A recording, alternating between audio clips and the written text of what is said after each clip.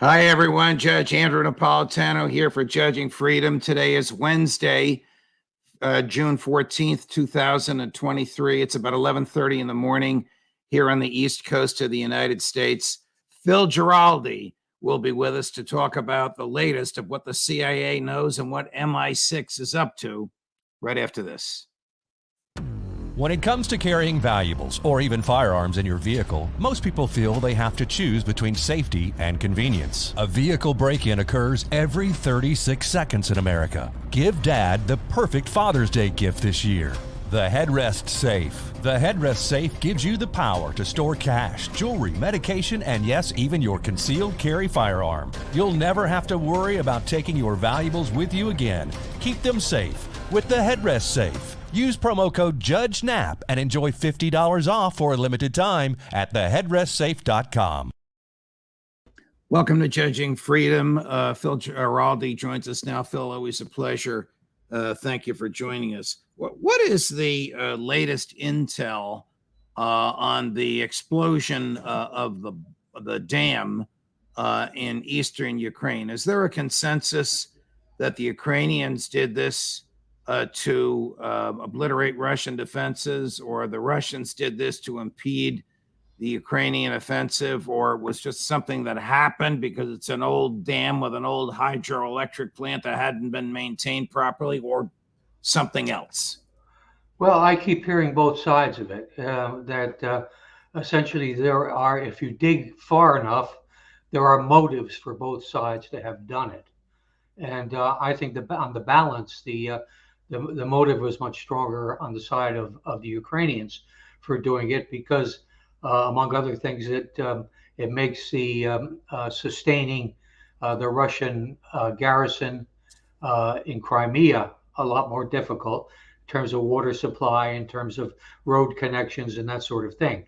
So I tend to think, in all probability, it was done by the Ukrainians, possibly just to make the situation more crazy and to pressure NATO and the United States to speed up the supply of weapons and other support to Zelensky. Do you think the CIA or other intelligence agencies, when they give their analysis of the situation to the White House, is actually recommending more military supplies, or are they recommending a ceasefire, or don't they recommend? I would imagine that they don't recommend in a situation like this very much. And I'll give you the reason for that. I believe there is what appears to be a overwhelming consensus within the administration, as well as within Congress, to provide whatever support is needed to Ukraine for Ukraine to win this. I think that's a crazy assumption. It's a crazy way of looking at this thing because Ukraine cannot win it, and it's just going to be a sinkhole for at least another year to come.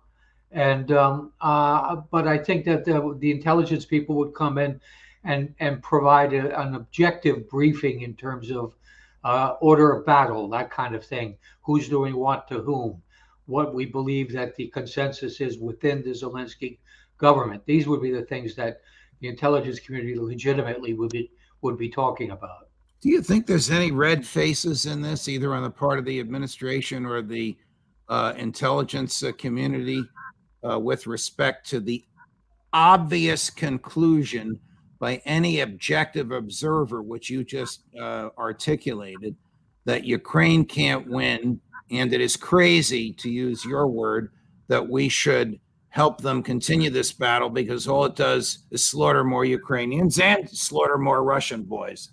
Problem with my light, bear with me.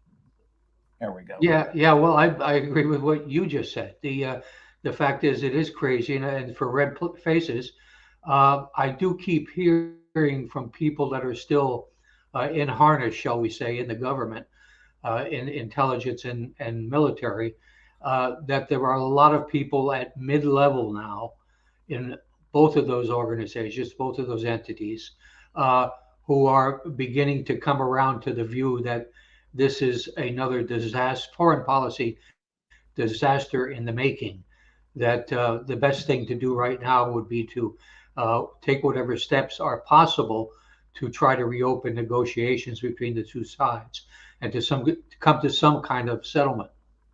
Do you think that secret negotiations are going on, obviously behind the scenes, because none of us knows about it, and the public posture of I won't negotiate, no ceasefire, that's just posturing? Or do you think that that's real and there is no negotiating going on whatsoever?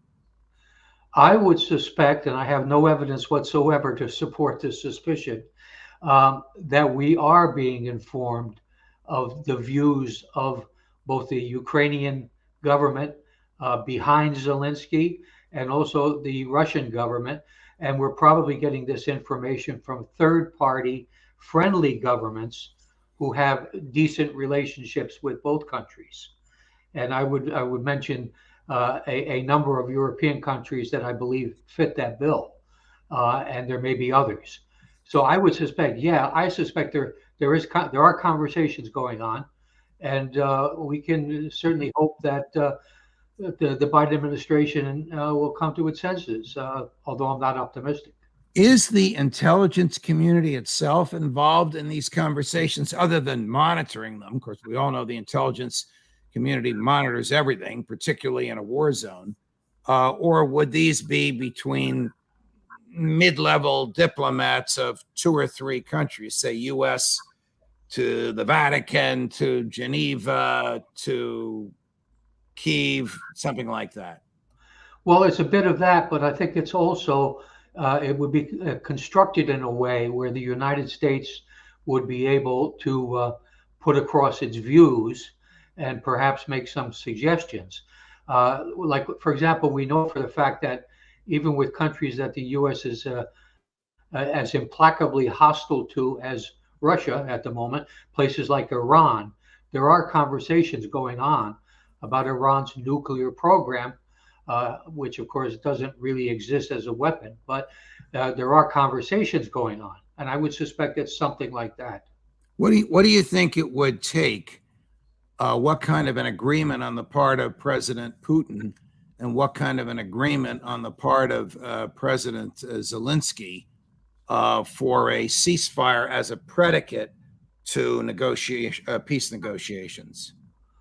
Well, I would think there'd have to be an understanding that the Donbass issue, which was presumably settled in 2009 with the Minsk Accords, but then was ignored by the West, would be a good place to start, conceding that that is a legitimate national security interest for Russia. And also, you would have to concede that Sevastopol and the Russian base there is a vital interest for Russia also.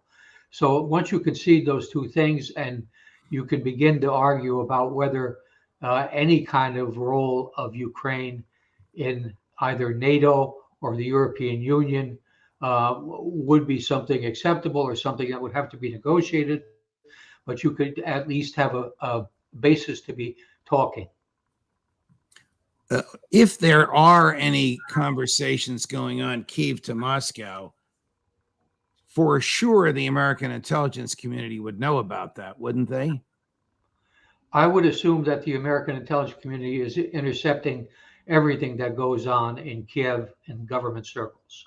So they certainly would have that side of it.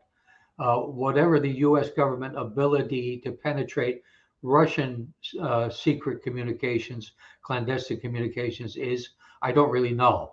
But I would suspect that at certain levels in the communications traffic, the US is fully aware of what's being said and what's going on.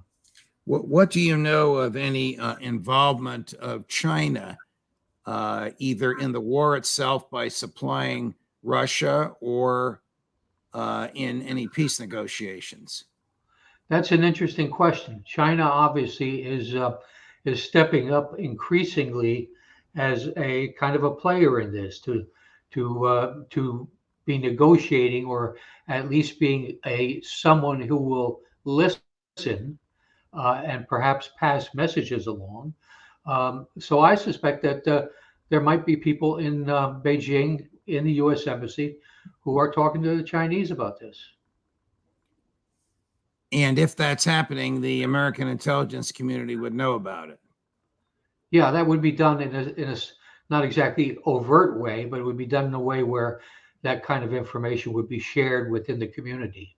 Back to the dam. Do you think MI6 might have been involved with that, since they seem to be out there on that type of behavior even more than your former colleagues? Well, it becomes a question of what kind of access MI6 would have to that facility and what kind of people they have in place. I just don't know what the truth is on that. I would suspect that if you have to look for the party who would have probably agents in place at the dam and have some capabilities there, it would be the Ukrainians. We're going to take a break for about 30 seconds. When we come back, Phil and I will talk about what neighbor of Ukraine has just received Russian nuclear weapons, more powerful than those which were dropped on Nagasaki and Hiroshima in 1945. Right after this. You want to feel safe in your vehicle, and for you, that means easy, rapid access to your firearm. But safety also means your items don't fall into the wrong hands. You don't have to choose between safety and convenience. The headrest safe keeps your firearm where you can access it, and no one else can. Just order your headrest safe, install it yourself when it arrives, and enjoy peace of mind. It starts at theheadrestsafe.com. How close are we to President Putin using or threatening to use nuclear weapons? Do you know, Phil? Well, Putin strikes me as a very straightforward guy. The interviews he had yesterday with a bunch of press people in Russia, which went on for hours apparently, the candor of the way he was responding to sometimes critical questions by the media was kind of astonishing. He didn't give away any secrets in terms of Russian tactical plans or anything like that, but he was quite frank about objectives and how things play out.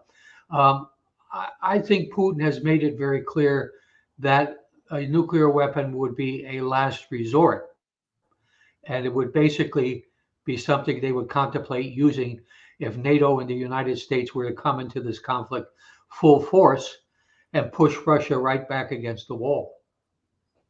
Since you mentioned, I wasn't going to go there, but since you mentioned those candid comments, and that did go on for about 3 or 4 hours, we have a couple of clips. Gary, can you play the first clip that you and I looked at earlier today? This is President Putin speaking very candidly in a large table. It almost looks like the table that the American president used as a cabinet room. That long, skinny table, President Putin in the middle. But instead of Russian government officials, they're Russian journalists. I will read the subtitles aloud for the benefit of those who are experiencing judging freedom in audio only.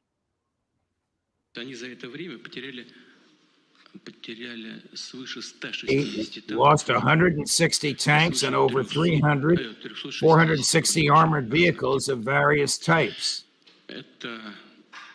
This is just what we see. There are still losses that we don't see that are inflicted. The Russian Federation has also been using high precision, long-range attacks. So there were actually more of these losses on the Ukrainian side. And so by my calculation, it's about 25, maybe 30% of the volume of equipment that was supplied from abroad. Here's about.